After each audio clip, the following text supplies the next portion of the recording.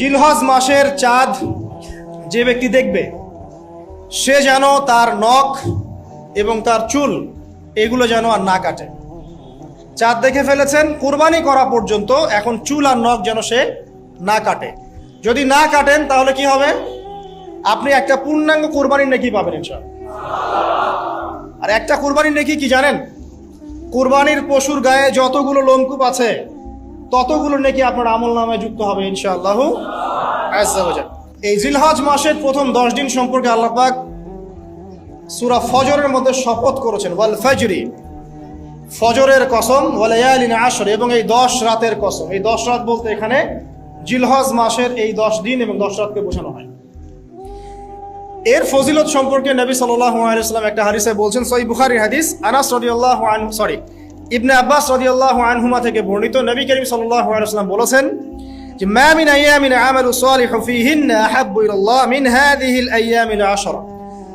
আল্লাহ পাকের কাছে এই 10 দিন অর্থাৎ জিলহজ মাসের প্রথম 10 দিনের নেক আমল যত বেশি প্রিয়, আল্লাহর কাছে জিলহজ মাসের প্রথম 10 দিনের নেক আমল যত বেশি প্রিয়, অন্য কোনো আমল এত বেশি প্রিয় না।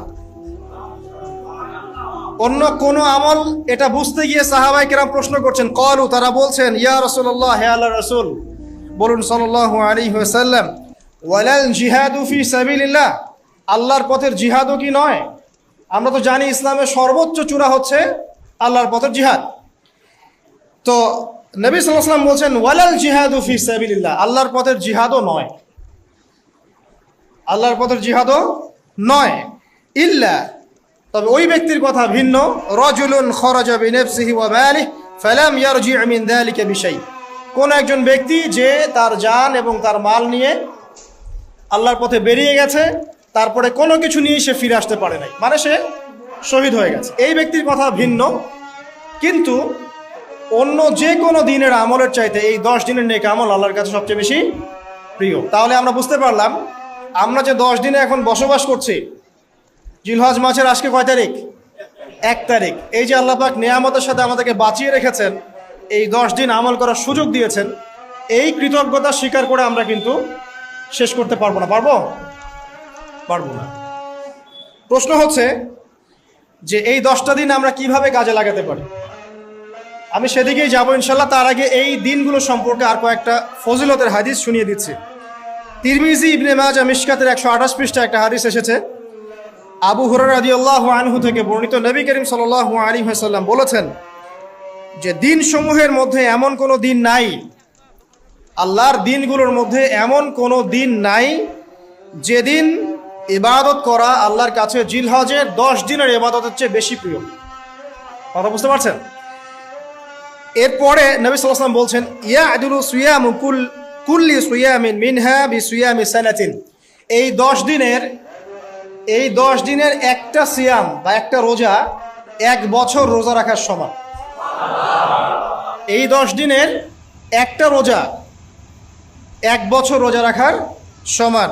ওয়া কিয়ামু কুল্লি লাইলাতিন ফিহা বিকিয়ামি লাইলাতুল কদর, এবং এই 10 রাতের এক রাতের কিয়াম লাইলাতুল কদরের কিয়ামের সমান।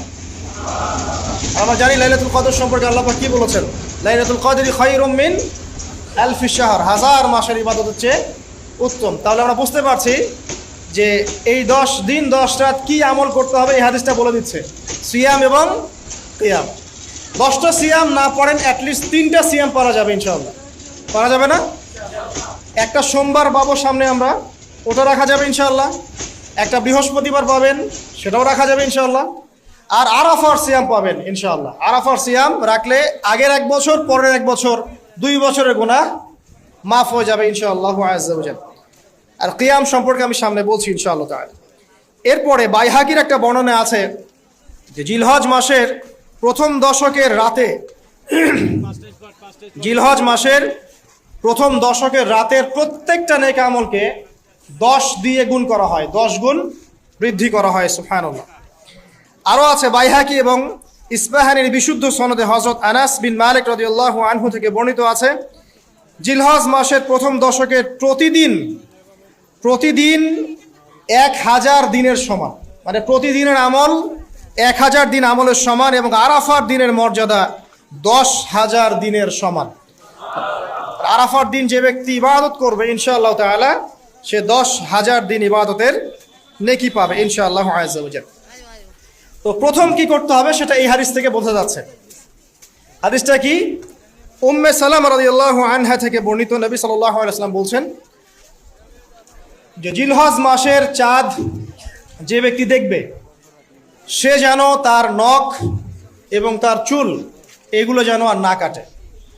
চাঁদ দেখে ফেলেছেন, কুরবানি করা পর্যন্ত এখন চুল আর নখ যেন সে না কাটে। যদি না কাটেন তাহলে কি হবে? আপনি একটা পূর্ণাঙ্গ কুরবানির নেকি পাবেন ইনশাআল্লাহ।